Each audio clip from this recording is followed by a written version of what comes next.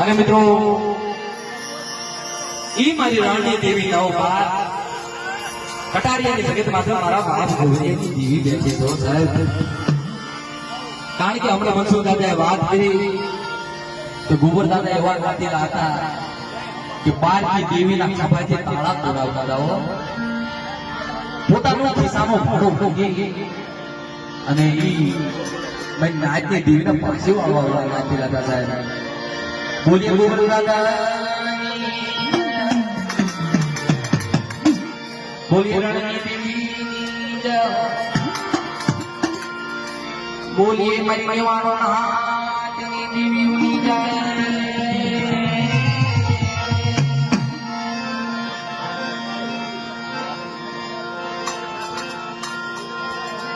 દાદા